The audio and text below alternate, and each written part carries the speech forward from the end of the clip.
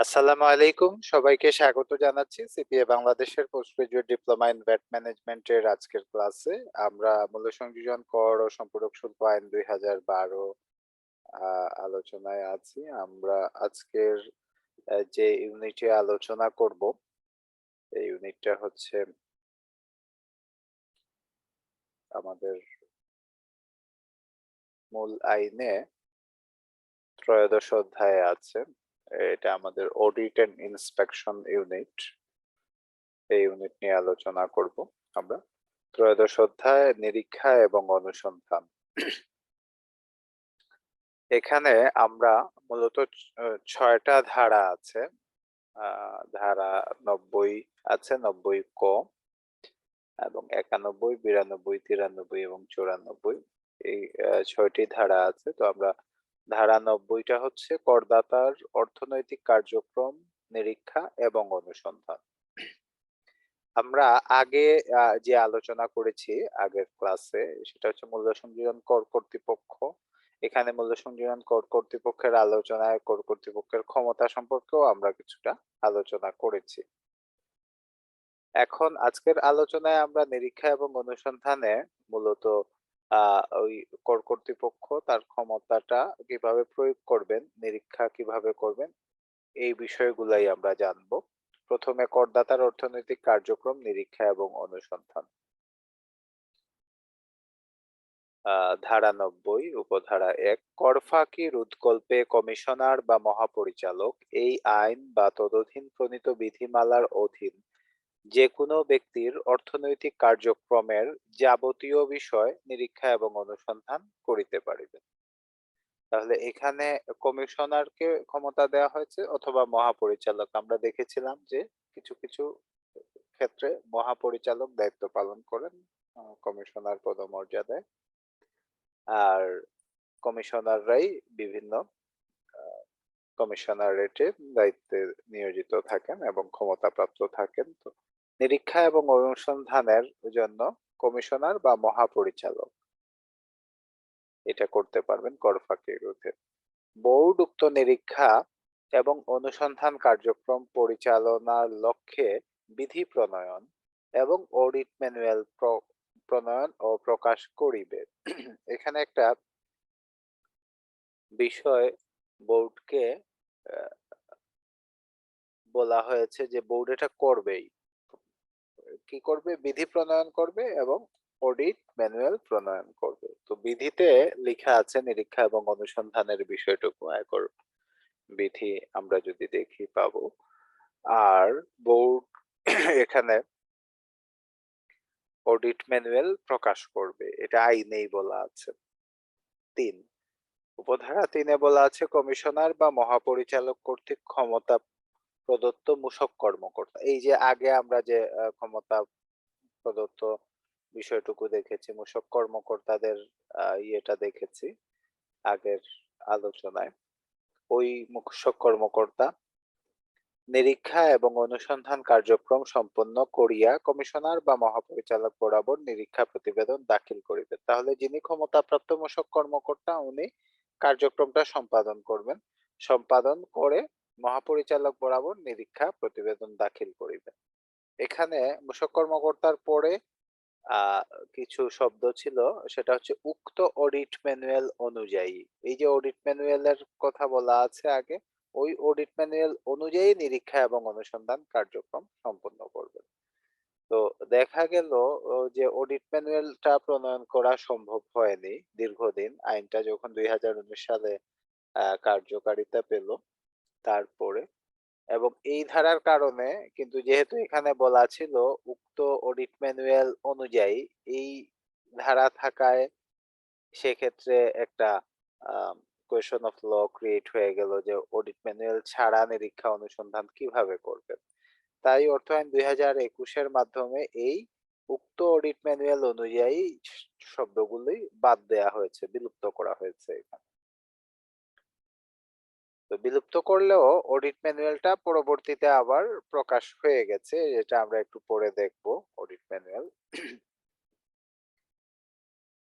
এটা হচ্ছে উপধারা ৩। উপধারা ৪ এ বলা আছে, উপধারা ৩ এ উল্লিখিত নিরীক্ষা প্রতিবেদনে নিরীক্ষিত কর মেয়াদে করদাতার প্রদেয় করের দায়-দায়িত্ব উদ্ঘটিত হইলে, যদি নিরীক্ষা করে দেখা যায় যে করদাতার আরো কিছু কর প্রদেয় আছে, কমিশনার বা মহাপরিচালক উক্ত কর দায় নির্ধারণ করিবেন। তাহলে কমিশনার মহাপরিচালক এটা নির্ধারণ করবেন এবং অপরিশোধিত করের উপর প্রযোজ্য সুদ উল্লেখ করিয়া উক্ত আদায়ের জন্য পরবর্তী কার্যধারা গ্রহণের নিমিত্ত উহা সংশ্লিষ্ট কর্মকর্তার নিকট প্রেরণ করিবেন। তাহলে সংশ্লিষ্ট কর্মকর্তা যিনি আছেন তার নিকট প্রেরণ করবেন। কমিশনার অ্যাসেসমেন্টটা করবেন কিংবা মহাপরিচালক অ্যাসেসমেন্টটা করবেন, করে এখানে ডিমান্ড আদায়ের জন্য যিনি সংশ্লিষ্ট কর্মকর্তা আছেন তার নিকট প্রেরণ করবে। এখানে আরেকটা উপধারা আছে, উপধারা ৫। উপধারা ৫-এ বলা আছে, ধারা ৭৩-এ যাহা কিছুই উল্লেখ থাকুক না কেন, শতভাগ রপ্তানিমুখী শিল্প প্রতিষ্ঠানের ক্ষেত্রে কমিশনার কর মেয়াদ সমাপ্তির ৩ বৎসরের অধিককাল পূর্বের কোন কর মেয়াদের জন্য কোন বকেয়া কর দাবি করিতে পারিবেন না। আচ্ছা, ধারা ৭৩টা আমরা একটু আবার দেখে নিচ্ছি। ধারা ৭৩-এ কি বলা ছিল? ধারা ৭৩-এ ছিল কর নির্ধারণ। কর নির্ধারণের ধারা আমরা আলোচনা করেছি এখানে। কর নির্ধারণের ধারায় আমরা এখানে বলা ছিল, কমিশনার বা ধারা ৮৬ এর সারণীতে বর্ণিত যথোপযুক্ত কর্মকর্তা কর মেয়াদ সমাপ্তির ৫ বৎসর, তবে শতভাগ রপ্তানিমুখী শিল্প প্রতিষ্ঠানের ক্ষেত্রে ৩ বৎসরের অধিককাল পরে উল্লিখিত কর মেয়াদের জন্য সংশোধিত কর নির্ধারণ সহ কোন কর নির্ধারণ করিতে পারিবেন না, যদি না বলে এখানে ৩টা কন্ডিশন দেয়া ছিল। তাহলে এখানে টাইম ফ্রেমটা ৫ বছর বলা আছে এবং ৩ বছর বলা আছে শতভাগ রপ্তানিমুখী শিল্প প্রতিষ্ঠানের ক্ষেত্রে। আবার আমরা ধারা ৯০-এ গিয়ে দেখলাম যে ধারা ৭৩-এ যা কিছুই থাকুক না কেন, ৩ বছর পরে কোন ধারা ৯০ অনুযায়ী কোন কার্যক্রম গ্রহণ করতে পারবেন না। এখানে যেহেতু ৯০-এর উপধারাতে এটা আছে, সেহেতু আমরা ধরে নিতে পারি যে ধারা ৯০ অনুযায়ী কোন কার্যক্রম করে কোন কর মেয়াদের কোন বকেয়া দাবি করিতে পারবেন না। নাহলে একটু কনফিউশন থেকেই যায়, কারণ ধারা ৭৩-এ এখানে কিন্তু ক্ষমতাটুকু বলা আছে, বলে দেয়া আছে পারবেন, কিছু কিছু ক্ষেত্রে পারবেন, এই কন্ডিশন গুলা বলা আছে আর কি। তো ধারা ৭৩টা এখানে এসে শতভাগ রপ্তানিমুখী প্রতিষ্ঠানের ক্ষেত্রে বাদ দেয়া হলো। এই হচ্ছে নিরীক্ষা এবং অনুসন্ধান সম্পর্কিত ধারা ৯০, করদাতার অর্থনৈতিক কার্যক্রম, নিরীক্ষা এবং অনুসন্ধান। এই ধারায় কোনো আলোচনায় আপনাদের কোনো ইয়ে আছে কিনা, কোয়েশন আছে কিনা?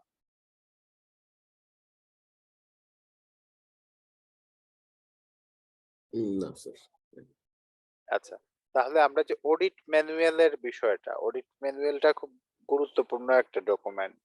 মানে কিভাবে অডিট করবেন এই বিষয়টা অডিট ম্যানুয়ালে বলা আছে। এখন অডিট ম্যানুয়ালটা প্রকাশ করার দায়িত্ব দেওয়া হয়েছে বোর্ডকে। বোর্ড বলতে জাতীয় রাজস্ব বোর্ড। আর এটা আগে উপধারা ৩-এ বলা ছিল যে অডিট ম্যানুয়াল অনুযায়ী নিরীক্ষা কার্যক্রম সম্পন্ন করবেন।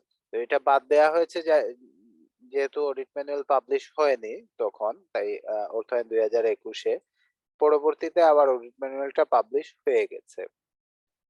অডিট ম্যানুয়ালটা পাবলিশ হয়েছে যেটা, এটা আমরা একটু দেখে নিচ্ছি।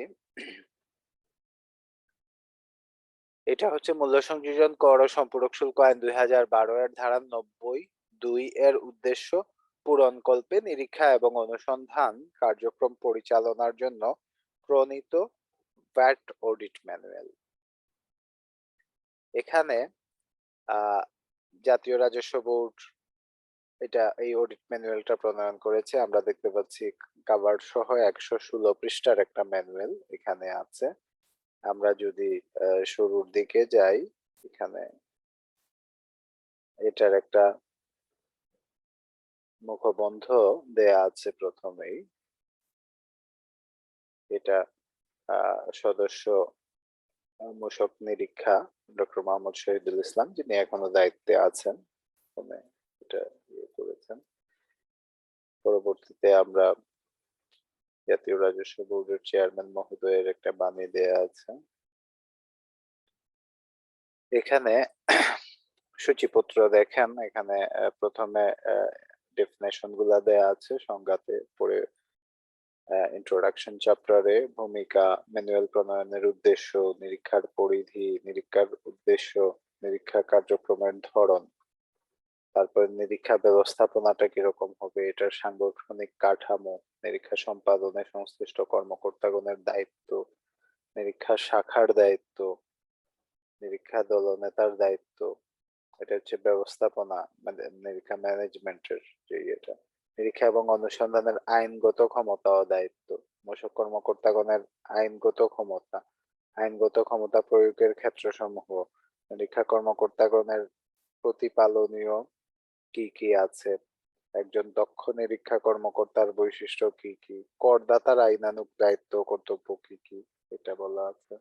নিরীক্ষার জন্য করদাতা নির্বাচন কৌশল, কিভাবে করদাতা নির্বাচন করবেন, এই চ্যাপ্টারে ইন্ট্রোডাকশন বলা আছে। সার্বজনীন বাছাই নীতি, এই বিষয়টা ইউনিফর্ম সিলেকশন ক্রাইটেরিয়নে বলা আছে। সুনির্দিষ্ট ঝুঁকি ভিত্তিক বাছাই কৌশল, রিস্ক বেসড সিলেকশন ক্রাইটেরিয়নে বলা আছে এটা। তথ্য সংগ্রহ ও ব্যবহার, তথ্য প্রাপ্তির অন্যান্য উৎস, প্রাপ্ত তথ্য বিশ্লেষণ, এই বিষয়গুলা চ্যাপ্টার 4 এ বলা আছে।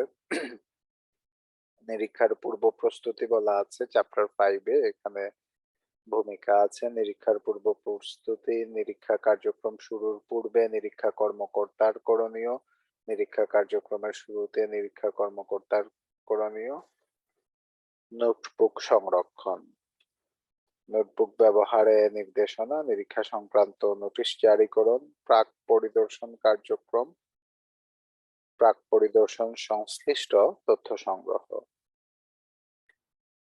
চ্যাপ্টার 6 এ আছে এখানে নিরীক্ষা সম্পর্কিত তথ্য ব্যবস্থাপনা। এখানেও ভূমিকা আছে করদাতার বাছাইয়ের জন্য তথ্য সংগ্রহ সংরক্ষণ, নিরীক্ষার স্থায়ী রেকর্ড সংরক্ষণ, নিরীক্ষা কার্যক্রম রেজিস্টার, নিরীক্ষা রেজিস্টার সংরক্ষণ, কর ফাঁকি ও জালিয়াতি কর্মকাণ্ড তদন্ত সংক্রান্ত রেজিস্টার, তথ্য ব্যবস্থাপনা রেজিস্টার, পরিদর্শনকালীন গোপন তথ্য, তথ্যের আদান প্রদান। এটা হচ্ছে গিয়ে তথ্য ব্যবস্থাপনা কিভাবে করবেন নিরীক্ষা। চ্যাপ্টার 7 এ বলা আছে কর ফাঁকির প্রকৃতি ও ধরন চিহ্নিতকরণের কৌশল। এখানে ভূমিকা আছে কর ফাঁকির সম্ভাব্য ক্ষেত্রগুলার কথা বলা আছে, কর ফাঁকির কৌশলগুলা সম্পর্কেও কিছু কিছু বিষয় দেয়া আছে। চ্যাপ্টার 8 এ বলা আছে কর ফাঁকি চিহ্নিত করার অন্যান্য বিশেষ কৌশল, কর ফাঁকির সূচক সমূহ, কর ফাঁকির সূচক বিবেচনায় নিরীক্ষা কর্মকর্তার করণীয়, এই ইয়েটা দেয়া আছে। নিরীক্ষা ব্যবস্থাপনার সামগ্রিক কৌশল ও করণীয়, এখানে ভূমিকা আছে নিরীক্ষা ব্যবস্থাপনার কৌশল, নিরীক্ষার বিভিন্ন ধাপে করণীয়, নিরীক্ষা কর্ম ব্যবস্থাপনা ও তত্ত্বাবধানে কর্মকর্তাগণের দায়িত্ব, নিরীক্ষা পরিচালনাকারী কর্মকর্তা, নিরীক্ষা কার্য তদারকি ও প্রতিষ্ঠান পরিদর্শন, কমিশনারেট ও মহাপরিচালকের দপ্তর সম্পর্কিত অন্যান্য বিষয়, এটা নবম অধ্যায়ে বলা আছে। দশম অধ্যায়ে একটা বড় আলোচনা, এখানে নিরীক্ষা কার্য সম্পাদন কিভাবে হবে এই বিষয়ে বলা আছে। এখানে নিরীক্ষা কার্য সম্পাদনে অনুসরণীয় কার্যক্রম কি কি অনুসরণ করতে হবে, এখানে প্রাথমিক একটা আলোচনা আছে। আলোচনার প্রাক্কালে প্রথমে যে প্রাথমিক আলোচনা হবে এ বিষয়ে বলা আছে। আলোচনার প্রাক্কালে প্রশ্ন করার কৌশলগুলা সম্পর্কে বলা আছে। নিরীক্ষার প্রাক্কালে করদাতাকে করণীয় প্রশ্নাবলী, কি কি প্রশ্ন করতে হবে করদাতাকে। ক্রয় সংগ্রহ সংক্রান্ত প্রশ্নমালা, ক্রয় বা সংগ্রহ সংক্রান্ত প্রশ্নমালা, উপকরণ কর রেয়াত গ্রহণ সংক্রান্ত প্রশ্নমালা, মজুরি সংক্রান্ত অভ্যন্তরীণ নিয়ন্ত্রণের জন্য প্রশ্নমালা, মজুদ এবং গুদামজাতের ওপর অভ্যন্তরীণ নিয়ন্ত্রণ মূল্যায়নের জন্য প্রশ্নমালা, ই-বিজনেস, অনলাইন রিটেইল এবং সেবা সংক্রান্ত প্রশ্নমালা, গ্রুপ অফ কোম্পানিজ এর ক্ষেত্রে প্রশ্নসমূহ, রেয়াতি সুবিধা আমদানিকৃত সংগৃহীত উপকরণের বিষয়ে প্রশ্ন, মৌলিক পরীক্ষা বেসিক চেক যেটাকে বলা হচ্ছে, নিবন্ধন সংক্রান্ত বিষয়াদি পরীক্ষা, উপকরণ বা ইনপুট তথ্য যাচাই, উপকরণ উৎপাদ সহ ঘোষণা পরীক্ষা মূসক 4.3, মূল্য তথ্য পরীক্ষা, ন্যায্য বাজার মূল্য, আমদানিকৃত রপ্তানিকৃত বা অর্জিত সেবা পরীক্ষা, রেয়াত পরীক্ষা, হ্রাসকারী সমন্বয়, বৃদ্ধিকারী সমন্বয়, উৎপাদ পরীক্ষা, দাখিলপত্র পরীক্ষা, মানে প্রত্যেকটা জায়গায় পরীক্ষার কথা বলা আছে। উৎসে মূসক কর্তন আদায় পরীক্ষা, বর্জ্য ওয়েস্ট বা উপজাত বাই প্রোডাক্ট বা ব্যবহার অনুপযোগী উপকরণ ও পণ্যের হিসাব নিরীক্ষা, কম্পিউটারাইজড পদ্ধতিতে রক্ষিত হিসাবের নিরীক্ষা, এটা ইআরপি সিস্টেম ব্যবহারকারী প্রতিষ্ঠানের ক্ষেত্রে নিরীক্ষা, এন্টারপ্রাইজ রিসোর্স প্ল্যানিং সফটওয়্যার ব্যবহারকারী প্রতিষ্ঠানের পরীক্ষা, ইলেকট্রনিক পদ্ধতিতে ব্যবসা এবং অনলাইন রিটেইলের জন্য নিরীক্ষা কৌশল, কর ফাঁকি ও প্রতারণা চিহ্নিতকরণে নিরীক্ষা প্রক্রিয়া, কর ফাঁকি সংক্রান্ত প্রতারণার ধরন, কি কি ধরন আছে এই বিষয়গুলা, কেন্দ্রীয় নিবন্ধিত প্রতিষ্ঠান, টার্নওভার করের প্রতিষ্ঠান, স্ট্যাম্প ও ব্যান্ডরোল ব্যবহারকারী উৎপাদক প্রতিষ্ঠান। আমরা যে স্ট্যাম্প এবং ব্যান্ডরোল ব্যবহারের বিষয়টুকু আমরা আগে আইনে আলোচনা করেছি। সেবা খাতের প্রতিষ্ঠান এবং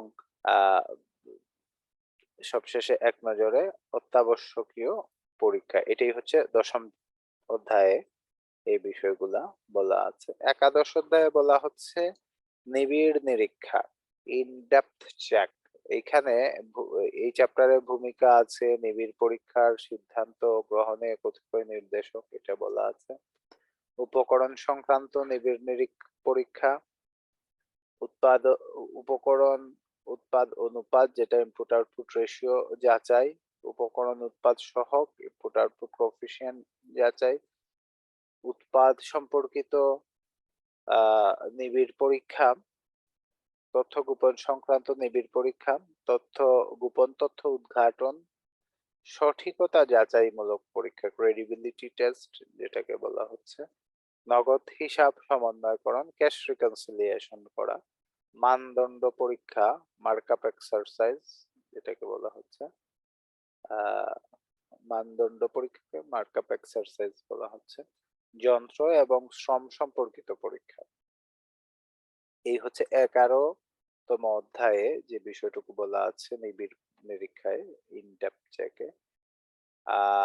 দ্বাদশ অধ্যায়ে এখানে সমাপনী আলোচনা আছে, একটা ক্লোজিং আলোচনা আছে এবং চূড়ান্ত আলোচনা আছে দ্বাদশ অধ্যায়ে।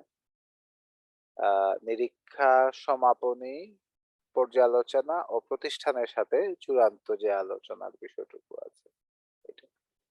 এরপরে ত্রয়োদশ অধ্যায়ে নিরীক্ষা প্রতিবেদন, অডিট রিপোর্ট, এটা ভূমিকা, প্রতিবেদনের বিষয়বস্তু, ভালো প্রতিবেদনের বৈশিষ্ট্য কি কি এটা বলা আছে। চতুর্দশ অধ্যায়ে বলা আছে নিরীক্ষা প্রতিবেদন পর্যালোচনা ও নিরীক্ষা উত্তর কার্যক্রম, মানে নিরীক্ষা পরবর্তী যে কার্যক্রম গুলা। নিরীক্ষা প্রতিবেদন পর্যালোচনার বিষয়টুকু বলা আছে প্রথমে, নিরীক্ষা উত্তর কার্যক্রম সমূহ প্রতিবেদনের অন্যান্য ব্যবহার। আর পঞ্চদশ অধ্যায় যেটা ফাইনাল চ্যাপ্টার, এখানে কর নির্ধারণ ও ন্যায় নির্ধারণ। এখানে ভূমিকা আছে কর নির্ধারণ সংক্রান্ত কারণ দর্শানোর নোটিশ জারির বিধান, কর নির্ধারণ সংক্রান্ত অন্যান্য বিষয়াবলী এখানে বলা আছে। এরপর আছে ন্যায় নির্ণয়ের জন্য কারণ দর্শানোর নোটিশ জারি, উদ্ঘটিত অর্থ সম্পর্কিত তথ্য সংরক্ষণ। এই হচ্ছে পঞ্চদশ অধ্যায়ে এই বিষয়গুলা বলা আছে। এরপরে কিছু পরিশিষ্ট আছে। পরিশিষ্ট আমরা দেখতে পাচ্ছি 1 থেকে পরিশিষ্ট 8 পর্যন্ত, এখানে 8টা পরিশিষ্ট আছে। পরিশিষ্টে 1-এ বলা আছে কোম্পানি বা প্রতিষ্ঠানের অসচ্ছলতার সূচক সমূহ, নিরীক্ষকের নোটবুক, নিরীক্ষা সংক্রান্ত নোটিশের নমুনা নোটিশগুলো এখানে করা আছে। কমিশনারেটের অভ্যন্তরীণ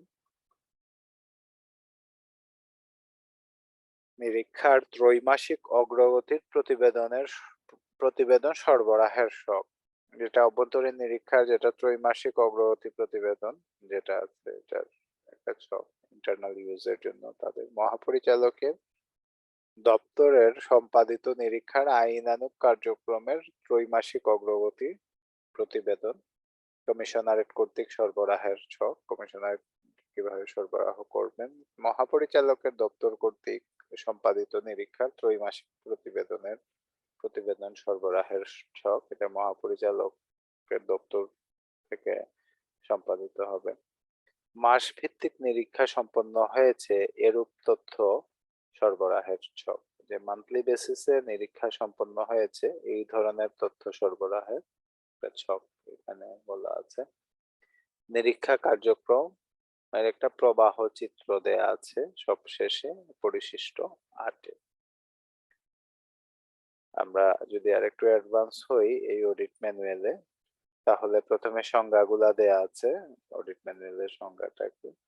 এরপরে অধ্যায় 1 থেকে শুরু হয়েছে, আমরা যে আলোচনাগুলা এখানে করলাম পুরো আলোচনা, যে আমরা বিষয়বস্তুগুলা দেখলাম এই বিষয়বস্তুগুলা অধ্যায় 1 থেকে শুরু হয়েছে। এখানে যে সাংগঠনিক কাঠামো, নিরীক্ষা ব্যবস্থার কি কি আছে এইসব বিষয়গুলো এভাবে কন্টিনিউশন হয়েছে। পুরো আমরা যে বিষয়গুলো দেখেছি এগুলার বিস্তারিত আলোচনা এখানে আছে, এবং সব শেষে আমরা এখানে যে ফ্লো চার্টটা আছে পরিশিষ্ট 8-এ, এটা হচ্ছে নিরীক্ষা কার্যক্রমের প্রবাহ চিত্র। এখানে কিভাবে নিরীক্ষা কার্যক্রমটা পরিচালিত হয়, প্রথমে প্রতিষ্ঠান নির্বাচন, নিরীক্ষা দল গঠন, নিরীক্ষা দল কর্তৃক প্রতিষ্ঠানকে পত্র প্রেরণ, তথ্য সংগ্রহ, প্রতিষ্ঠানের সাথে প্রাথমিক আলোচনা, প্রতিষ্ঠানের প্রধান কার্যালয় পরিদর্শন, প্রতিষ্ঠানের উৎপাদন ও ব্যবসাস্থল পরিদর্শন। এখানে যে যাচাইয়ের বিষয়টুকু আছে, উপকরণ তথ্য, মূল্য তথ্য, উৎস কর্তন, উপকরণ ও উৎপাদের মজুদ, হ্রাসকারী বৃদ্ধিকারী সমন্বয়, রিফান্ড, কম্পিউটারাইজড পদ্ধতিতে রক্ষিত হিসাব, স্ট্যাম্প ব্যাংক রুল প্রযোজ্য ক্ষেত্রে ও অন্যান্য বিষয়াদি যাচাই। এটা করে প্রতিষ্ঠানের বার্ষিক নিরীক্ষা প্রতিবেদন যাচাই, কর ফাঁকি বা অপরিশোধিত কর চিহ্নিতকরণ, প্রতিষ্ঠানের সাথে সমাপনী আলোচনা, প্রতিবেদন প্রস্তুতকরণ, প্রতিবেদন চূড়ান্তকরণ, প্রতিবেদনের সুপারিশ অনুযায়ী আইনানুগ কার্যক্রম গ্রহণ। এই হচ্ছে ফ্লো চার্টটা নিরীক্ষা কার্যক্রমের। তো আমরা এখন যে অডিট ম্যানুয়ালটা দেখলাম, এই অডিট ম্যানুয়ালটা মূলত জাতীয় রাজস্ব বোর্ডের আমরা যে অডিটের জন্য যে নিরীক্ষা দল এই কাজটা করবেন তাদের জন্যই রচিত হয়েছে। এখানে তারা কিভাবে অডিটটা পরিচালনা করবেন, এটা মূলত জাতীয় রাজস্ব বোর্ডের যারা অডিট কার্যক্রমের দায়িত্বে আছেন তারা কিভাবে অডিট করবেন এই বিষয়টুকু, যেটা আইনে আগে বলা ছিল যে উপধারা 3-এ কমিশনার বা মহাপরিচালক কর্তৃক ক্ষমতা প্রদত্ত মূসক কর্মকর্তা নিরীক্ষা এবং অনুসন্ধান কার্যক্রম সম্পন্ন করিয়া রিপোর্ট দাখিল করবেন। তো এই 3 ধারার প্রথম অডিট ম্যানুয়ালের প্রথম অংশটুকুই এখানে, কারণ এখানে আগে বলা ছিল যে উক্ত অডিট ম্যানুয়াল অনুযায়ী, এখন হয়তো বা এই যেহেতু অডিট ম্যানুয়াল পাবলিশ হয়ে গেছে, তাই অবশ্যই অডিট ম্যানুয়াল অনুযায়ী মূসক কর্মকর্তা তার কার্যক্রম পরিচালনা করবেন। আর এইখানে বলাই আছে, তো এই কার্যক্রম পরিচালনার পরে তারপরে এখানে আমাদের উপধারা 4-এ বলা আছে যে কমিশনার অপরিশোধিত করের জন্য যেটা ট্যাক্স অ্যাসেসমেন্ট করবেন এবং কর নির্ধারণ করবেন, কর দায় নির্ধারণ করবেন এবং সংশ্লিষ্ট কর্মকর্তাকে আদায়ের জন্য তার নিকট এটা প্রেরণ করবেন। তার মানে উপধারা 2-এর উদ্দেশ্য পূরণকল্পে অডিট ম্যানুয়াল প্রণয়ন হয়েছে। আর অডিট ম্যানুয়াল মূলত উপধারা 3 এবং 4 অনুযায়ী যে কার্যক্রমগুলো পরিচালিত হবে, এটাই অডিট ম্যানুয়ালে বিস্তারিতভাবে বলা আছে কিভাবে কি করবে। এটা একটা বড় ডকুমেন্ট। এখানে আমরা আমাদের মূলত এটা একটা সোর্স ডকুমেন্ট হিসাবে আমাদের কাজে আসবে। এটা আপনাদের পড়তে হবে, অডিট ম্যানুয়ালটা একবার রিডিং করতে হবে সবাইকে। আর এখানে কোথায় কি আছে, কিভাবে অডিট কার্যক্রম পরিচালনা করতে পারে ভ্যাট কর্তৃপক্ষ, সেই বিষয়টুকু বিস্তারিত আছে। তো ভ্যাট কর্মকর্তারা এই অডিট ম্যানুয়ালের উপর বিস্তারিত ট্রেনিং নেবেন, কারণ এটা তাদের কার্যক্রমের মধ্যে আছে। আর আমাদের যেটা করতে হবে, আমরা যদি এই অডিট ম্যানুয়াল সম্পর্কে ধারণা থাকে, তাহলে অডিটটা ভ্যাট কর্মকর্তারা কিভাবে করবেন এই বিষয়টুকু আমরা মূসক কর্মকর্তাদের ক্ষমতা কতটুকু, কিভাবে এটা প্রয়োগ করবেন, নিরীক্ষাটা কিভাবে হবে, এই বিষয়টা আমরা আমাদের এন্ড থেকে জানতে পারবো। তো ধারা এখানে 90 এবং অডিট ম্যানুয়াল এই সম্পর্কিত কোয়েশন আছে কিনা?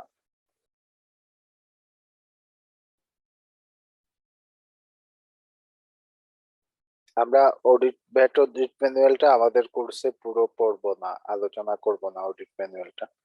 আমরা শুধু অডিটের ক্ষেত্রে অডিট এন্ড ইন্সপেকশনে আইন এবং বিধিতে যা আছে তা আলোচনা করব। কোনো ম্যানুয়ালের আলোচনা করব না, কিন্তু এটা আপনাদের জন্য টাস্ক থাকবে এই ম্যানুয়ালটা একবার অন্তত মানে রিডিং পড়া এবং একটু বোঝার চেষ্টা করা। কোনো জায়গায় কোনো কনফিউশন থাকলে এটা নিয়ে আমরা ক্লাসে পরবর্তীতে আলোচনা করতে পারি।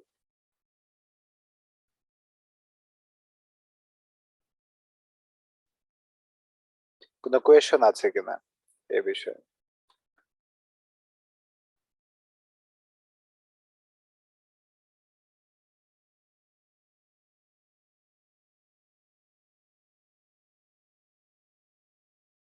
এটা তো স্যার ওদের যে নিরীক্ষা অধিদপ্তর আছে মনে হয় আলাদা, না? না না না না, ভ্যাট অডিটটা তো কমিশনারই করবেন, নিজে। আচ্ছা, কমিশনার এটি থেকে পরিচালিত হবে। না কিন্তু কি এটা এক্সটার্নাল করে না ইন্টারনাল লোকজন? ইন্টারনাল। ইন্টারনাল। আপনি যেটা বলছেন যে অডিটরস জেনারেলের যে বিষয়টা, ওটা তো পাবলিক ফান্ড কিংবা ইয়ের জন্য আলাদাভাবে অডিট হবে। ওরা আবার এসে আপনার ভ্যাটের যে কমিশনারেট এখানে অডিট করবে, তাদের অডিট, তাদের যে ফাইন্যান্সিয়াল ইস্যুস গুলো আছে এগুলা অডিট করবে, ওটার জন্য আছে নিরীক্ষা। আর এটা হচ্ছে মূলত আমরা যে ইনকাম ট্যাক্সে যেমন অডিট হয়, আপনার ট্যাক্স রিটার্ন সাবমিট করলেন, সার্বজনীন স্বনির্ধারণী পদ্ধতিতে সাবমিট করার পরে অডিট হয়। তো ভ্যাটেও আমরা তো রিটার্নটা তো নিজেরাই সাবমিট করছি, সবগুলাই তো স্বনির্ধারণী। আমরা যে পরিমাণ টার্নওভার দেখাচ্ছি, রিটার্নে যে পরিমাণ উৎসে কর ভ্যাট কর্তন দেখাচ্ছি, এসব তো আমরা নিজেরাই করছি। বৃদ্ধিকারী সমন্বয়, হ্রাসকারী সমন্বয় সব করেই তো আমরা রিটার্নটা সাবমিট করছি প্রতি মাসেই। এখন এটা আমরা সঠিকভাবে সাবমিট করলাম কিনা, সঠিকভাবে ভ্যাট প্রদান করলাম কিনা, এই বিষয়টা তো জাতীয় রাজস্ব বোর্ড, ভ্যাট কর্তৃপক্ষ যারা আছেন তারা তো এটা অডিট করবেন, তাই না? অডিটটা কিভাবে করবেন? অডিটটা করবেন এই যে ধারা 90 এ বলা আছে অডিট করবেন, এটা হচ্ছে আইনি উৎস অডিট করার ক্ষেত্রে। এই যে এই আইনে বলা আছে কিভাবে অডিট করবেন। আর ওই আইনেই বলা ছিল যে অডিট ম্যানুয়াল থাকবে, ওই ম্যানুয়াল অনুযায়ী করবেন অডিট। তো এটা দেরিতে হলেও পাবলিশ হয়েছে ভ্যাট অডিট ম্যানুয়াল। বেশি দেরি হয়নি, 2019 সালে আইন কার্যকর হয়েছে, তো 20, 21, 22, 3 বছরের মধ্যেই হয়েছে। তো এই ম্যানুয়াল অনুযায়ী এখন মাঠ পর্যায়ে যারা আছেন কমিশনার রেটে কাজ করছেন, তারা এই অডিট কার্যক্রম পরিচালনা করবে। ওই যে নিরীক্ষা দল কার্যক্রম পরিচালনা করে একেবারে রিপোর্ট করবেন, প্রতিবেদন চূড়ান্ত করে দেবেন। আর কমিশনার প্রতিবেদনের সুপারিশ অনুযায়ী আইনানুগ কার্যক্রম গ্রহণ করবে। আমি বলছিলাম স্যার যে কোনো নিরীক্ষা দল যেমন এখানে বলা হচ্ছে না, এটা ওই কমিশনাররা গঠন করে দেবেন হ্যাঁ, কমিশনার, উইদিন দ্য টিম এরকম। হ্যাঁ, ওনার যারা অধীনস্থ কর্মকর্তা কর্মচারী আছেন তাদেরকে দিয়েই করে দেবে। আচ্ছা।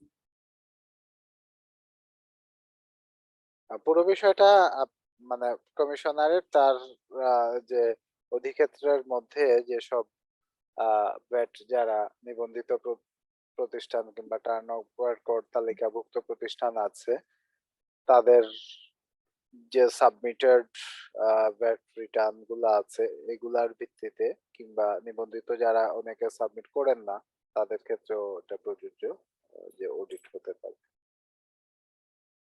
অডিটের পুরো কার্যক্রম ম্যানুয়ালে, অডিট ম্যানুয়ালে বলা আছে কিভাবে কি করবেন, পুরো বিষয়টুকু বলা আছে। এইটা একটা গাইডলাইন এই নিরীক্ষা দলের জন্য। আমাদের জন্য এটা যারা নিরীক্ষা দলের কাজে সম্পৃক্ত না, তাদের জন্য এটা জানার বিষয় যে নিরীক্ষাটা কিভাবে হয়। আমরা জানলে তখন আমাদের জন্য বিষয়টা সহজ হয় এটা ফেস করা। সেজন্য এটা গুরুত্বপূর্ণ। হুম।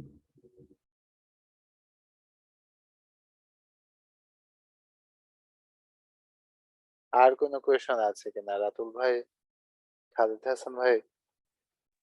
না বস। না স্যার। ঠিক আছে, তাহলে আমরা পরের ইয়েতে যাই। এটা কিন্তু জরুরি, আমি এটা শেয়ার করব ভ্যাট অডিট ম্যানুয়াল যেটা, এটা এনবিআর এর ওয়েবসাইটেও পাবেন। পাবলিকেশনসে গিয়ে ভ্যাট ট্যাবে গেলে এই ভ্যাট অডিট ম্যানুয়ালটা পাবেন। এটা গুরুত্বপূর্ণ একটা ডকুমেন্ট। আর এখানে আমরা আইনে আবার ফেরত যাচ্ছি। আমরা নিরীক্ষা ও অনুসন্ধান অধ্যায়ে আছি। আমরা আলোচনা করছিলাম ধারা 90-এ করদাতার অর্থনৈতিক কার্যক্রম নিরীক্ষা এবং অনুসন্ধান এই বিষয়ে আমরা আলোচনায় পরের যে ধারা আছে, ধারা 91, ওই 90 ক, এইটাতে আমরা যাচ্ছি। ধারা 90 কতে বলা আছে বার্ষিক নিরীক্ষিত আর্থিক বিবরণী দাখিল। এখানে এটা 2021 সালে অর্থ আইনের মাধ্যমে সংযোজিত হয়েছে। কোন নিবন্ধিত লিমিটেড কোম্পানি পূর্ববর্তী বছরে ব্যবসার আয় ব্যয়ের হিসাব সম্বলিত বার্ষিক নিরীক্ষিত আর্থিক বিবরণী চলমান অর্থ বছরে প্রথম 6 কর্মমেয়াদের মধ্যে কমিশনারের নিকট দাখিল করিবে। বিগত বছরেরটা চলমান অর্থ বছরের প্রথম 6 কর্মমেয়াদের মধ্যেই দাখিল করবেন। মানে আমাদের যদি জুনে ইয়ার এন্ড হয়, জুলাই টু জুন যদি আমাদের ফাইন্যান্সিয়াল ইয়ার থাকে, তাহলে সেটা পরের ডিসেম্বরের মধ্যে, মানে 6টা কর্মমেয়াদের মধ্যে দাখিল করবেন। যে বছরে শেষ হয়েছে ওই বছরের পরের 6 কর্মমেয়াদের মধ্যে দাখিল করবেন। তবে শর্ত থাকে যে সংশ্লিষ্ট কমিশনার উক্ত কোম্পানির আবেদনের ভিত্তিতে উক্ত সময়সীমা যৌক্তিক কারণ বিবেচনায় আরো 6 মাস পর্যন্ত বৃদ্ধি করিতে পারিবেন। আরো 6 মাস বাড়াতে পারবেন, মানে পরবর্তী বছরের মধ্যেই দিতে হবে আগের বছরের নিরীক্ষিত আর্থিক বিবরণী, যেটা আমরা অডিট রিপোর্ট বলছি, স্ট্যাটুটরি অডিটরের মাধ্যমে নিরীক্ষিত এটা। তো এটা সাধারণত 6 মাসের মধ্যেই আমাদের এই অডিট রিপোর্টটা প্রিপেয়ার হয়ে যায়, যেটা আমরা প্রতি বছরই লিমিটেড কোম্পানির ক্ষেত্রে করে থাকি অডিটটা। কারণ আমরা জানি যে কোম্পানি আইন অনুযায়ী প্রতি বছরই এটা এজিএম এ আমরা করতে হয়, এবং এজিএম এর আগে আমরা অডিট রিপোর্টটা প্রিপেয়ার করি।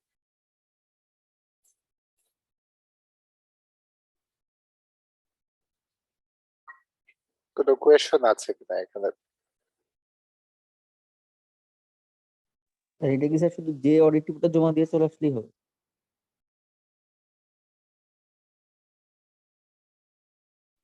জি, অডিট রিপোর্টটা শুধু জমা দিতে হবে। এখানে দাখিলের বিষয় আছে, আর কিছু নাই। আপনি দাখিল করবেন, এটা তারা দেখবে, হয়তো দেখে নিরীক্ষার যে বিষয়টুকু আছে, যদি নিরীক্ষার ক্ষেত্রে প্রয়োজন হয় তাহলে এটা ব্যবহার করবে, কিংবা এটা দেখে যদি কোনো নিরীক্ষার বিষয়টুকু বস্তু আসবে সেটা আসবে। এখানে খেয়াল রাখতে হবে, দেখেন আমাদের লিমিটেড কোম্পানির অডিট রিপোর্ট আমরা আয়কর কর্তৃপক্ষের নিকট জমা দিচ্ছি আমাদের ট্যাক্স রিটার্নের সাথে, ইনকাম ট্যাক্স রিটার্নের সাথে। আর ভ্যাট রিটার্ন যেহেতু আমরা প্রতি মাসে জমা দিচ্ছি লিমিটেড কোম্পানির, সেক্ষেত্রে আমরা কোনো অডিটেড স্টেটমেন্ট দিচ্ছি না, কিন্তু বছর শেষে আমাদেরকে একটা অডিটেড স্টেটমেন্ট দিতে হবে। ট্যাক্স রিটার্ন যখন দিচ্ছি সেখানেও আমাদেরকে একটা অডিটেড স্টেটমেন্ট দিতে হচ্ছে।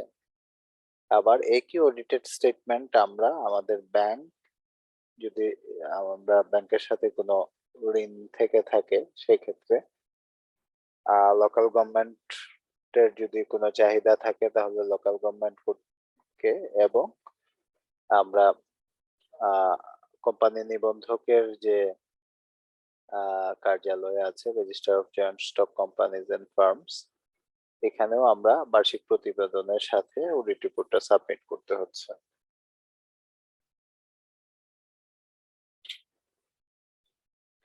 এখানে একটা বিষয় গুরুত্বপূর্ণ, দেখেন টার্নওভারের একটা বিষয় আছে, যেটা ট্যাক্স এবং ভ্যাটের সাথে মিল থাকতে হবে।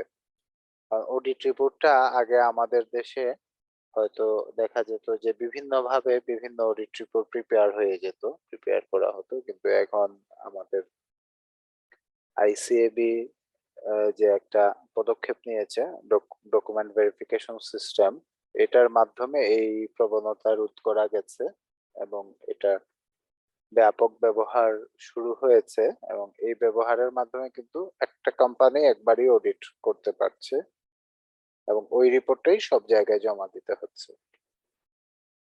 তাই এই 90 ক ধারার গুরুত্ব এখানে অনেক বেশি। অডিট রিপোর্টটা জমা হলেই এটা অনেক বিষয়ে ক্লিয়ার হয়ে যায়।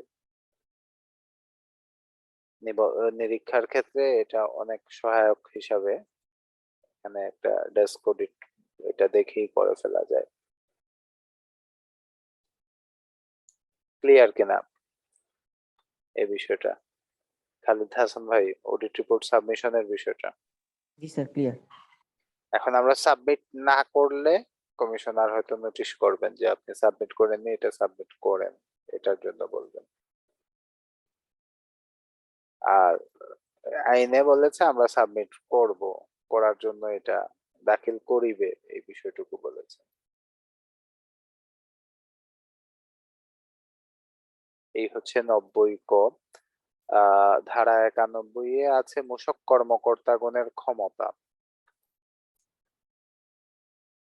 আমরা এখানে নিরীক্ষা এবং অনুসন্ধান অধ্যায়ে মূসক কর্মকর্তাগণের ক্ষমতা ইয়েতে দেখছি, ধারা 91 উপধারা 1, এখানে কমিশনার বা মহাপরিচালকের নিকট হইতে ক্ষমতাপ্রাপ্ত সহকারী কমিশনার বা সহকারী পরিচালকের পদমর্যাদার নিম্নে নহেন এমন কোন মূসক কর্মকর্তা অনুমোদিত উদ্দেশ্যে নোটিশ প্রদানের মাধ্যমে যে কোনো ব্যক্তির নিকট নিম্নবর্ণিত তথ্যাদি দাবি করিতে পারিবেন। যথা ক নিরীক্ষা এবং অনুসন্ধান কার্যক্রম পরিচালনার জন্য কোনো ব্যক্তি সম্পর্কে প্রয়োজনীয় তথ্য, বা খ কোনো ব্যক্তির কর্তৃত্বে থাকা দলিলাদি বা সাক্ষ্য প্রমাণ। তাহলে এই নিরীক্ষা বা অনুসন্ধান কার্যক্রম পরিচালনার জন্য তথ্য, আবার দলিলাদি সাক্ষ্য প্রমাণ, এগুলা যে কোনো ব্যক্তির নিকট হইতে এইসব তথ্য দাবি করতে পারবেন। 2 উক্ত ক্ষমতাপ্রাপ্ত মূসক কর্মকর্তার নিম্ন বর্ণিত ক্ষমতা থাকিবে, যথা যে কোনো রেকর্ডপত্রের প্রতিলিপি করিবার। যে কোনো রেকর্ডপত্র চাইলে প্রতিলিপি করতে পারবেন। যে কোনো রেকর্ড নির্ধারিত পদ্ধতিতে জব্দ করিবার। রেকর্ড জব্দের পদ্ধতি আছে আমরা জানি। যে কোনো রেকর্ড বা পণ্য সিল করিবার, এবং ঘ নির্ধারিত ক্ষেত্রে ও পদ্ধতিতে যে কোনো ব্যক্তির ব্যাংক অ্যাকাউন্ট ও পরিচালনযোগ্য করিবার ব্যবস্থা গ্রহণের। এই ক্ষমতাপ্রাপ্ত মূসক কর্মকর্তার আবার আরো 4টা ক্ষমতার কথা এখানে বলা আছে। উপধারা 3 উক্ত ক্ষমতাপ্রাপ্ত মূসক কর্মকর্তা কর্তৃক কোনো রেকর্ড, দলিলপত্র বা পণ্য জব্দ করিবার ক্ষেত্রে উহা যাহার নিকট হইতে জব্দ করা হইয়াছে তাহার নিকট নির্ধারিত পদ্ধতিতে ফেরত প্রদান করিতে হইবে। কারণ যে কোনো ব্যক্তির নিকট থেকে করা হতে পারে, তাকে আবার ফেরত দিতে হবে নির্ধারিত পদ্ধতিতে। আর এখানে 4 যেটা ছিল উপধারায়, এটা বিলুপ্ত করা হয়েছে, তাই আমরা এটা আর আলোচনায় নিয়ে আসছি না। 5-এ বলা আছে এই অধ্যায়ের কোনো বিধান বলে আন্তর্জাতিক আইনের অধীন অনুসন্ধান মুক্ত কোনো আন্তর্জাতিক সংস্থা, কূটনৈতিক ভবন, কনসুলার বা বিদেশি রাষ্ট্রের মিশন সমূহের প্রবেশ ও তল্লাশি করা যাইবে না। এখানে আবার এই বারটা দেয়া আছে যে আন্তর্জাতিক আইনের অধীনে যাদের এই ইন্ডেমনিটিটা আছে, যে কোনো অনুসন্ধান করা যাবে না, এই ধরনের আন্তর্জাতিক সংস্থা যেগুলো আছে ওই সংস্থাগুলো এবং কূটনৈতিক ভবন, কনসুলার, বিদেশি রাষ্ট্রের মিশন, এগুলোতে প্রবেশ তল্লাশি করা যাবে না। ব্যাখ্যায় বলা আছে এই ধারায় অনুমোদিত উদ্দেশ্য অর্থ কোনো ব্যক্তির কর দায় নির্ধারণের লক্ষ্যে তথ্য সংগ্রহ, কোনো ব্যক্তির নিকট হইতে কর সংগ্রহের উদ্দেশ্যে তথ্য সংগ্রহ, কর ফাঁকি উদ্ঘাটন বা এই আইনের বিধানাবলী পরিপালন নিশ্চিতকরণ। এখানে অনুমোদিত উদ্দেশ্য এই টার্মটার ব্যাখ্যা বলা আছে। অনুমোদিত উদ্দেশ্য কিন্তু এখানে একটা কন্ডিশন ধারা 91-তে, কারণ এখানে বলা আছে যে মূসক কর্মকর্তা অনুমোদিত উদ্দেশ্যে নোটিশ প্রদানের মাধ্যমে যে কোনো ব্যক্তির নিকট নিম্নবর্ণিত তথ্য দাবি করতে পারবে। অনুমোদিত উদ্দেশ্যটা এখানে ব্র্যাকেট করে দেয়া হলো এই 4টা বিষয়ের মাধ্যমে। কোনো ব্যক্তির কর দায় নির্ধারণের লক্ষ্যে তথ্য সংগ্রহ, কোনো ব্যক্তির নিকট হইতে কর সংগ্রহের উদ্দেশ্যে তথ্য সংগ্রহ, কর ফাঁকি উদ্ঘাটন বা এই আইনের বিধানাবলী পরিপালন নিশ্চিতকরণ। তো অনুমোদিত উদ্দেশ্যটুকু এর মধ্যে সীমাবদ্ধ করে দেয়া হলো, আর কিছু নাই অনুমোদিত উদ্দেশ্যের মধ্যে। এই 4টা বিষয়ের মধ্যেই এটা সীমাবদ্ধ। এই 4টার বাইরে যদি থাকে কোনো উদ্দেশ্য, তাহলে এটা অনুমোদিত উদ্দেশ্য না, এবং ওই উদ্দেশ্যে ধারা 91-এর অনুযায়ী কোনো কার্যক্রম গ্রহণ করা যাবে না। কোনো কোয়েশ্চন আছে কিনা এইটুকু অংশে? মূসক কর্মকর্তাগণের ক্ষমতা এই অংশে কোনো কোয়েশ্চন আছে কিনা?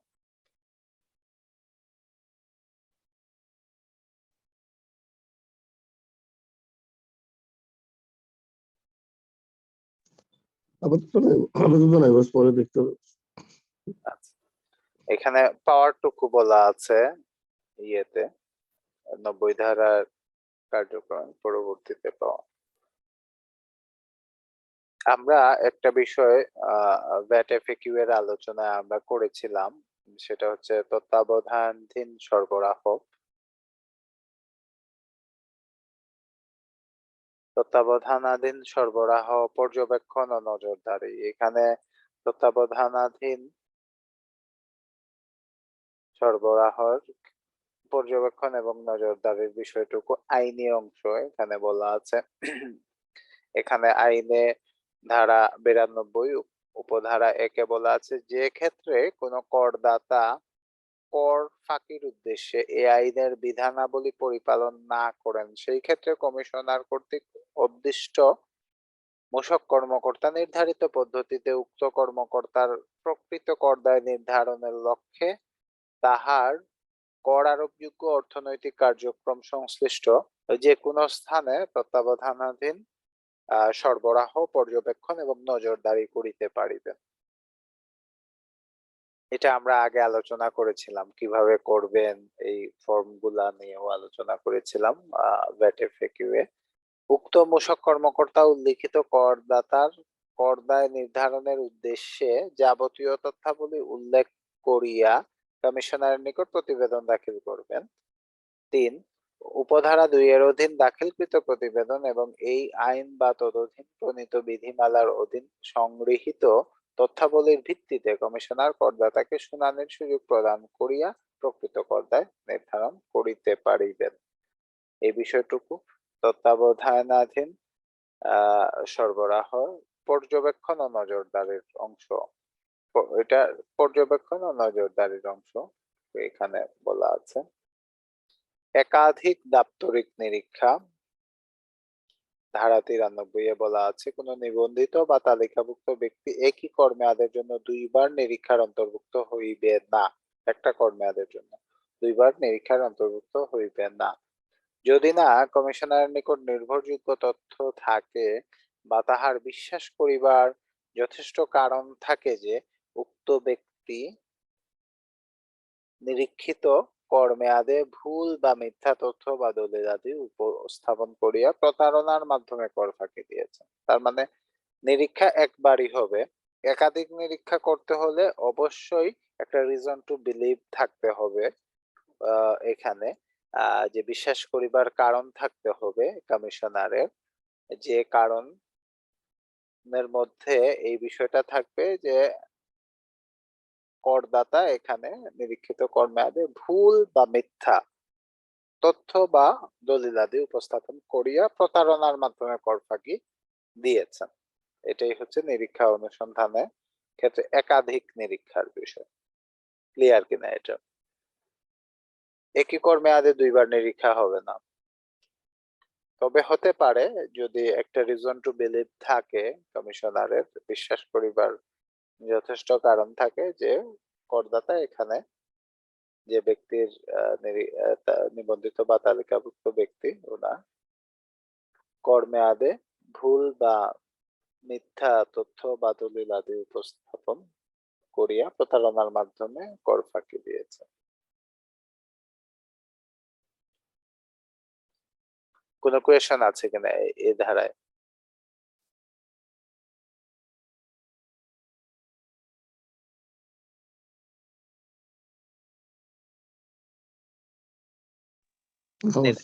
নিরীক্ষা এবং অনুসন্ধানের ক্ষেত্রে একাধিক নিরীক্ষার বিষয়টুকু এখানে বলা আছে। আর ধারা 94-তে বলা আছে বিশেষ নিরীক্ষা। বিশেষ নিরীক্ষায় বলা আছে উপধারা 1-এ নির্ধারিত সীমা ও শর্ত সাপেক্ষে যে কোনো নিবন্ধিত বা তালিকাভুক্ত ব্যক্তি রেকর্ডপত্র নিরীক্ষা সহ বিশেষ হিসাব নিরীক্ষা সম্পাদনের নিমিত্ত বোর্ড যে কোনো হিসাব নিরীক্ষক নিয়োগ করিতে পারিবেন। তাহলে এখানে বিশেষ নিরীক্ষার জন্য হিসাব নিরীক্ষক নিয়োগ করতে পারিবে, এটা স্পেশাল অডিটের জন্য। নির্ধারিত সীমা ও শর্ত সাপেক্ষে, এটা একটা টার্মস এন্ড রেফারেন্স থাকবে। যে কোনো নিবন্ধিত বা তালিকাভুক্ত ব্যক্তির রেকর্ডপত্র নিরীক্ষা সহ বিশেষ হিসাব নিরীক্ষা সম্পাদনের জন্য উপধারা 1-এর অধীন নিয়োগপ্রাপ্ত হিসাব নিরীক্ষক এই ধারার উদ্দেশ্য পূরণকল্পে মূসক কর্মকর্তা বলিয়া গণ্য হইবেন। এখন যিনি হিসাব নিরীক্ষক নিয়োগ প্রাপ্ত হবেন তাকেও তিনিও মূসক কর্মকর্তা, কারণ উনি যে কার্যক্রম করবেন এটা তো এই আইনের অধীনেই করছেন, তো উনাকেও মূসক কর্মকর্তা বলে গণ্য হবেন, না হলে তো আইনি ক্ষমতাটুকু এখানে প্রয়োগ করা যাচ্ছে না নিরীক্ষার ক্ষেত্রে।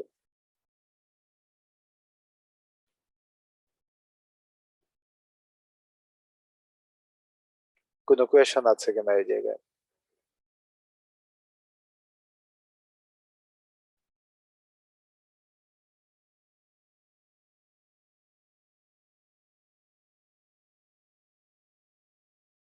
মনে হয় কোনো কোয়েশন নেই। এই হচ্ছে বিশেষ নিরীক্ষার ইয়ে।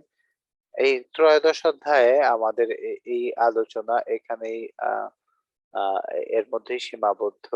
নিরীক্ষা এবং অনুসন্ধান ধারা 90 থেকে শুরু করে ধারা 94, মাঝখানে ধারা 90 কটা আছে, 90, 90 ক, 91, 92, 93 এবং 94 ধারা, এবং ধারা 90 এর উপর ভিত্তি করে আমরা জানি যে অডিট ম্যানুয়ালটা পাবলিশ হয়েছে। আমরা দেখেছি এই অডিট ম্যানুয়ালে এখানে 15টা চ্যাপ্টার আছে। আমরা ওই চ্যাপ্টার গুলা দেখেছি, চ্যাপ্টার গুলা টাইটেল গুলা দেখেছি। এখানে এই চ্যাপ্টারে আরো বিস্তারিত বিষয়গুলা বলা আছে। এখানে প্রত্যেকটা বিষয়ে আরো একটু বিস্তারিত ব্যাখ্যা দেয়া আছে। এখানে পড়লে আরো কিছু জানা যাবে এই সম্পর্কে, কিভাবে অডিট নিরীক্ষাটুকু করা হয়। এটা খুবই প্রাইমারি স্টেজে আছে, যেহেতু আমাদের এই যে অডিট ম্যানুয়ালটা এটা খুব 1 জুলাই 2022-এ পাবলিশ হয়েছে। একেবারেই আমরা জানি নিকটবর্তী সময়ে এই বছরেই এই ম্যানুয়ালটা এসেছে। আমরা তাই এই ম্যানুয়াল অনুযায়ী কার্যক্রম হয়তো কিছুটা শুরু হয়েছে। এই কার্যক্রম কিভাবে পরিচালিত হবে এই বিষয়টুকু সম্পর্কে আমরা এখানে জানতে পারবো। এই অডিট ম্যানুয়ালটা আমরা ভালোভাবে যদি আমরা দেখতে পারি, তাহলে এখানে আমরা আরো ডিটেইলে জানতে পারবো কিভাবে অডিট হতে পারে, অডিট কার্যক্রমটা কিভাবে পরিচালনা হবে, কিভাবে রিপোর্ট হবে, নোটিশ খোলা হবে, কমিশনার কিভাবে অ্যাসেসমেন্ট করবেন ফাইনালি। এই বিষয়গুলা এখানে বিস্তারিত বর্ণনা করা আছে।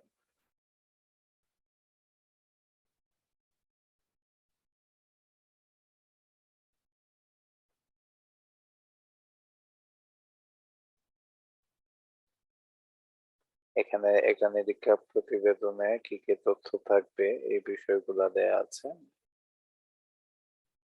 একেবারে ক্যাটাগরিক্যালি বিষয়গুলা বলা আছে। কোনো কোয়েশন আছে কিনা?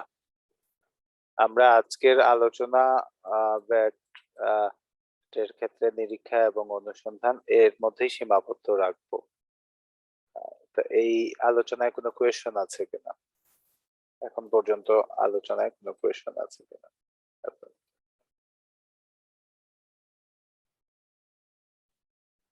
ঢালি ভাই, বিষয়টা ইয়ে কিনা, ক্লিয়ার কিনা? Clear sir. ম্যানুয়ালটা একটু পড়বো না, দেখি ওইখানে হয়তো কিছু বিষয় থাকতে পারে নতুন ম্যানুয়ালের মধ্যে আর কি। হ্যাঁ, রাইট। ম্যানুয়ালে এখানে আরো কিছু জিনিস পাওয়া যাবে।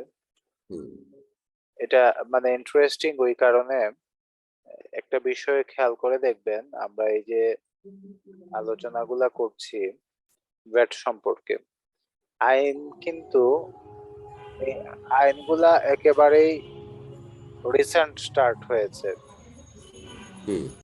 একেবারেই রিসেন্ট এসেছে, একেবারে মানে সাম্প্রতিক সময়ে এসেছে। 2019 সালে শুরু হয়েছে ভ্যাট আইনটি, কার্যকারিতা পেয়েছে। এটার ম্যানুয়ালটা পাবলিশ হয়েছে 2022 সালে। মাঝখানে একটা পিরিয়ড ছিল কোভিড এর জন্য কিছুটা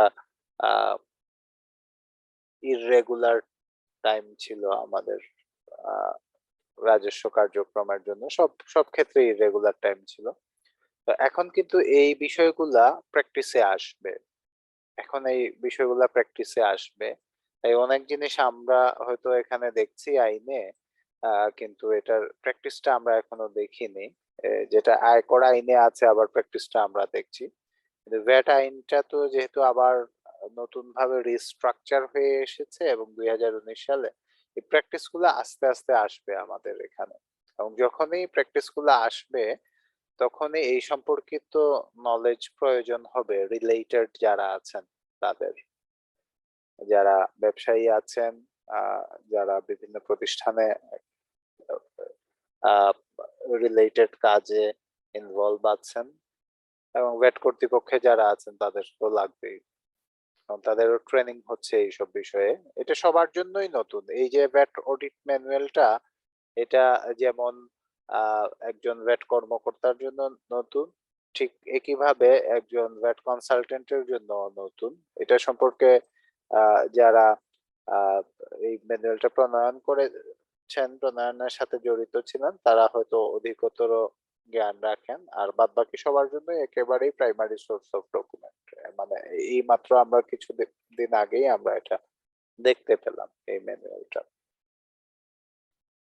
তো এটার প্র্যাকটিস হবে, এই ম্যানুয়ালের মধ্যে প্র্যাকটিসটা স্টার্ট হয়েছে, আমরা এটা দেখতে পাবো এটার আউটকামটা ধীরে ধীরে।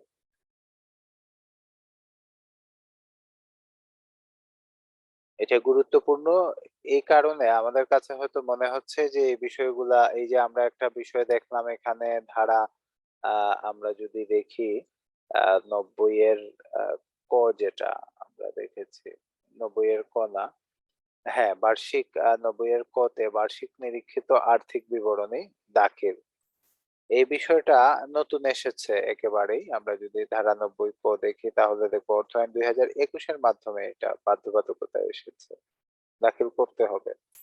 তো এখন এই অডিট রিপোর্ট সাবমিট করা এবং অডিট রিপোর্টের মধ্যে অনেক বিষয় চলে আসে, যেটা দেখেই নিরীক্ষার একটা অংশ সারা সম্ভব আর কি এখানে audit report এ।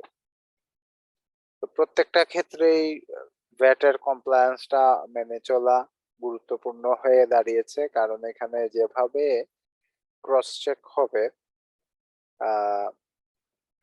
অডিট রিপোর্ট বলেন কিংবা এই যে নিরীক্ষা কার্যক্রমের যে বিষয়টুকু আছে, যেভাবে ক্রস চেক করবে জাতীয় রাজস্ব board, step by step advance হচ্ছে, সেক্ষেত্রে এইসব ভ্যাট ফাঁকি দেয়া চিন্তা ভবিষ্যতে আর করা খুব কঠিন হবে যদি এগুলা কার্যক্রমগুলা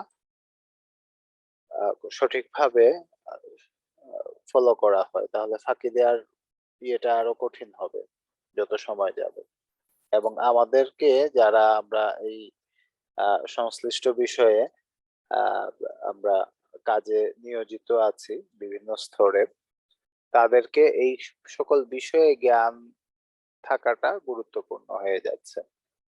যত বেশি মানে কমপ্লায়েন্স গুলা চলে এসেছে এবং এটা প্র্যাকটিস হবে, তত গুরুত্বপূর্ণ হয়ে যাচ্ছে।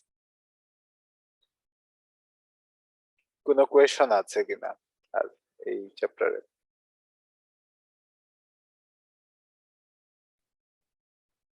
না স্যার। না থাকলে আমরা একটু আমাদের ইয়েটা দেখবো, সিলেবাসটা দেখবো মেইনলি। এখানে আমরা কোয়ালিফিকেশন স্ট্রাকচারে দেখবেন ইউনিট 7 এ অডিট ইনভেস্টিগেশন আছে, এই অংশটুকু আমরা আজকে আলোচনা করলাম। অফেন্স ট্রায়াল এন্ড পানিশমেন্ট, এই বিষয়টুকু আমরা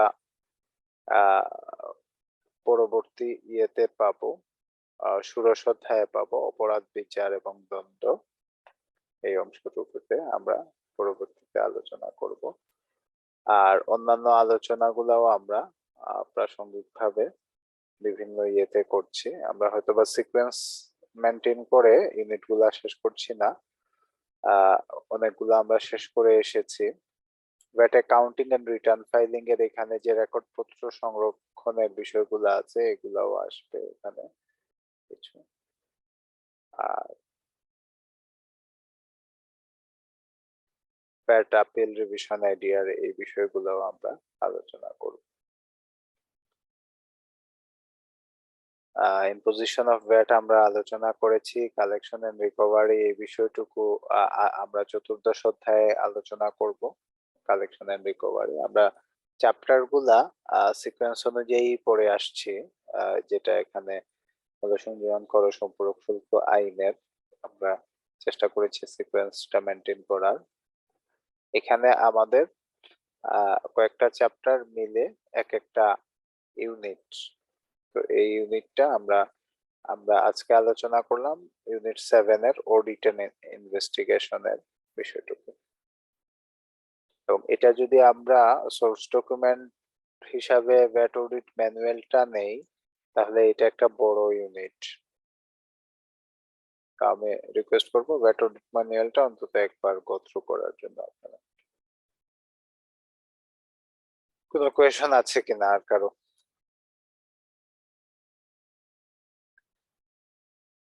স্যার এখানে নেই, তবে ওই যে সিআইএসআই একটু যদি গাইড করতেন যে আমরা কোন ক্লাসটা শেষ করে শেষ ফেলি, করে, তাহলে হ্যাঁ। শেষ করে হুম, আমরা হুম, হুম।